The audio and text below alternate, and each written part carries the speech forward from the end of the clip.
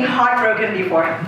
Okay, there's a few of us in the room. I have some allies. See, my heart has been broken many times. No, many times. And the thing about heartbreaks is that some of them are big, right? And these are the kind that rip your heart into 1,000 pieces and you feel the pain. And some of them are small. They just barely scrape at the surface of your heart. But the reality is every single type of heartbreak is valid. What is a heartbreak? According to the Merriam-Webster dictionary, a heartbreak is to be overcome by deep sorrow. My experiences at UBC have taught me that there is a 99% chance that during your time at UBC, heartbreak will find you. Especially if you are a passionate and dedicated individual who puts a lot of heart into the things that they do. Why? Because passionate and dedicated individuals, the thing about them is that not only do they put their heart into everything that they do, they apply themselves. And when they do this and they fail, it hurts. It hurts when you fail that class in university. It hurts when you apply for a job, you go for an interview, only for them to reject you. It really hurts when you plan for weeks with your friends, an event for your club, and nobody shows up. But I've also learned that it's in these moments, these heartbreaking moments of failure, where you can start to build. It will allow you to start to build your skill set, to build your network, and to find rich experiences which you can grow from. So today, my intention is to talk to you about how you can use these three to start to build your career. Why? Because although it may seem like a long time away, in a couple of years, you will graduate from UBC. And you will walk across the stage, and you will get to shake President Santa Ono's hand. I want you to be one of those people who walk across the stage knowing exactly what their next steps are because you came to the session. Because there is a peace and a security that comes from knowing exactly what your next steps are. It's very satisfying. So let's get started. Okay. So, starting with building your skill set. I was fortunate early enough to realize in my university career that it was an actual career. And everything I did would add up. And this would allow me to establish myself when my time at UBC was over. I remember getting to the end of my first year and feeling like I had learned a lot of things, but I didn't really have a hard skill that I could communicate. So first year will teach you a lot of things like resilience and time management and all those things. But because I was a BCom, I hadn't learned how to code. So I didn't feel like I had a hard skill. So I decided I was going to challenge myself and actually learn a hard skill. So I heard about a company called Southwestern Advantage. Now this company is a company that will equip leaders and students by teaching them leadership skills and sales skills. And the way they do this is by making you sell books door to door. Now when I told all my friends this, they thought I was crazy. They were like, no, you want to be that person who randomly shows up at your door and is like, hi, do you want to buy this? And you see, that's the first lesson I want you to learn. In order to be successful, you have to be crazy. So when my friends saw craziness, I saw an opportunity. I saw an opportunity to learn a hard skill.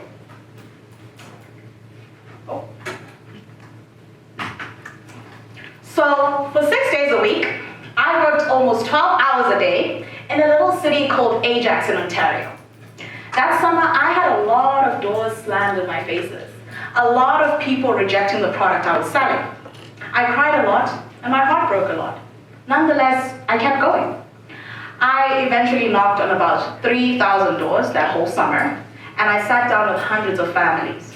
And I started to talk to them about why high school students weren't using the current books they had to study. A lot of families bought these books from me. But Something I soon realized as I was going through the program is that I was learning more than sales skills. I was learning a ton of skills. I was learning how to ask questions. I was learning how to listen with intention. I was learning my personal favorite, guys. I now use this on my friends all the time. It's called creating a buying atmosphere. When people feel like they can say no, they'll say yes. So after I'd shown all my books to this Mrs. Jones, I would sit back and be like, listen, Mrs. Jones, you can choose to take these books today, or you can choose not to. I am totally fine with it because I have a lot of moms to see, and it works. So now, when I'm with my friends, I'm like, listen, you can choose to go out with me tonight, or you can choose not to. Either way, I'll be fine. So, I eventually was top 1% of the 3,000 dealers who were selling that summer. And I made $12,000 in profit. That was so much money. I'd never seen that much money in my life. And so this is a skill that I've always taken with me. Whether I'm selling textbooks, or I'm hanging out with my friends, or I'm selling myself in interviews. The key takeaway is to decide early on, what is the skill that you want to learn, and to be intentional about finding experiences that will teach you this. It doesn't have to be selling books across the country. It can simply be building an app or working with your professor, just as long as you're building those skills. Building your network. So this is the second point I want to talk about. So there's two types of university students. There's a type that hear the word networking and think, oh, that's conniving and being sleazy to try and get a job. Don't be that type. There's another type, the good type, that realize that networking is about building relationships, and relationships matter. To give you an example of this, in my first year, I took a course called COM 290. Now this course is about linear programming and probability. And I got to take this course with two professors, Tim Ha and Greg Worker. And what you see behind me is one of my good friends, Michelle. So in my first year, I made a big commitment to go to all my classes. So Michelle and I had the same timetable, so she used to force me to go to class, because we made this commitment together. The reality is that I ended up attending every single one of my COM 290 classes, but I never made it to this thing they call office hours, because I was terrified of those. So in my second year, I decided to sign up for Greg's operations class. Now in this class, he was hiring for what is known as a class liaison. So this is the person who basically speaks to the class, speaks to the professor on behalf of the class. So I figured, you know what, if I become a class liaison, I'll be forced to go to his office at least once. And so now I'm in one of his office hours, and honestly, that was one of the best things that happened to me in university. And the reason is, Greg encouraged me to apply to be a TA. He encouraged me to apply to be a TA for that COM 290 course that I had taken in first year. Now I know what you're probably thinking, wow, Sharon must be smart. She must have high grades in order to become a TA. I mean, I got an A- in the course, but to be honest, we all kind of think the people who become TAs are the people who have like 120% in the course, the people who know every single fact. That's not true. My experiences have taught me that it's the people who have built relationships and they understand the network that they have with their professors and they leverage that. Anyways, I eventually became a TA for Tim and Greg. So that's Greg on the left and that's Tim on the right. And what happened from this experience was that I got to a point where I TA'd for them in the summer semesters, in the winter semesters, and I started TAing for other professors as well. And I never really had to apply because of the network that I built. But most importantly, these two gentlemen behind me became my mentors. So I started talking to them about things beyond my academics. So when it came time for me to apply to graduate school, I didn't wonder which professor was going to awkwardly write me a reference. I knew exactly who would write my reference, and most importantly, I knew exactly what they would say. And even now, when I applied for my job when I was applying to IBM, I knew exactly who my reference would be. And trust me, employers will respect a reference that comes from a professor. So the most important thing that I want you to take away from this is be intentional about building your relationships with your professors, building your relationships with alumni that you see here, and other professionals that you meet, so that you can leverage this to build a career. So the last point I want to talk about is finding rich experiences. Okay. So your university career will have tons of experiences. Some of these you'll be intentional about finding. Some of them you'll kind of just fall into, and that's okay. But I want you to take away 2 key lessons from this. The first lesson is have bold ambitions. And the second lesson is know when to leave. For me, where's one? Okay. So for me, bold ambitions.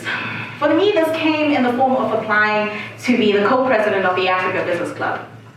The Africa Business Club is a club here on campus, which is in charge of building, putting on Western Canada's largest conference on business in Africa. We have more than a dozen speakers that we fly in from Africa and North America, and these are people are like a big deal. These people are people who've been former presidential candidates, people who manage like $1 billion in funds, and we get them to come here. I attended the conference in my first year and I thought, this is pretty impressive, and decided to apply. I was like, I'm going to apply to be, what's the biggest role? I'm going to apply to be an entrepreneurship panel director. The executives at the time thought this role was far beyond my skill set, and they were right. However, I had spent weeks networking and getting to know them, so it was very difficult for them to say no to me. So when the interview came, they already knew who I was. So when I received an offer to join the team, I was not going to be a panel director, but they created a new role for me, an internal administrator and global lounge representative, otherwise known as a glorified note taker. I know you're thinking this is where I tell you I exceeded expectations and then I leapfrogged and I eventually became president of the club. That is not true. I was a dreadful note taker, but courtesy to my sales job, I had pretty impressive interpersonal sensitivity. I could relate to people really well. They liked me, so they couldn't get rid of me. In fact, I was so good at this that when the end of the year approached and it was time to vote for a new president, which I audaciously nominated myself for, completely disregarding the fact that the 20 meetings I had attended did not have a single page of meeting notes, I still got the job. What happened here, to be honest, is strength-based development, which is something I want you to think about in university. Instead of just focusing on my weaknesses, I focused and leveraged and developed my skill set, my strengths. If you're curious to know, the conference was actually a success. It was better than the note-taking by far.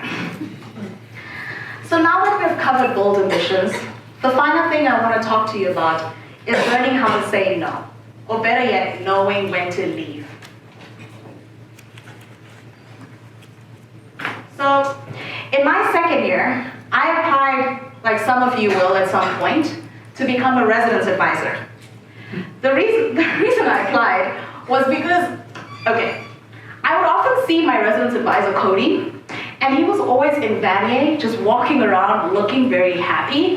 And I was like, okay, I had no clue what he actually did, but I knew he got paid $7,000.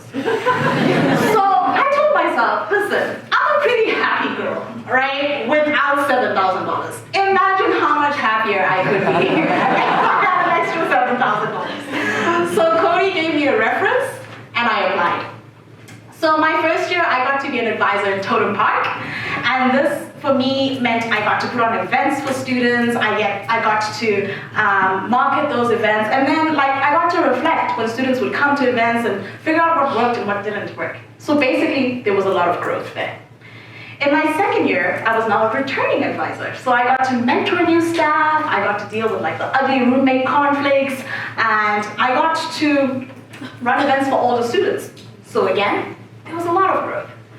In my third year, that summer, I applied to be a senior advisor. This time I was managing a team of 5. At this point, I had already been co-president of the Africa Business Club, so I managed a team of 15. But I still felt like it would be cool to be an advisor in the summer. I remember the 7K. So I soon discovered though, during that summer, that I was bored. I was no longer growing in the role. But I ignored the feeling. I instead decided to apply for another year as a senior residence advisor. To cut the long story short, halfway through I quit. Why? I simply was not growing anymore. The moment you stop growing in your career, the world will pass you by. For some people, this is fine. But for those people are not in the room today. The people that are in the room today who intentionally signed up to come to this panel, these are the type of people who are passionate and dedicated, people who are highly intelligent and have exceeded a lot to get here. A room of people who will actually change the world. But the people who change the world are the ones who never stop growing. So, let's fast forward to the final moment when you will graduate from UBC. You see, I've been able to build my skill set. I've been able to build a wide network. And I've also been able to build and mold rich experiences. Now it's your turn. If you do this from day one, I promise you, the day you walk across that stage, you'll be well on your way to be the change maker that I know you can be. Thank you.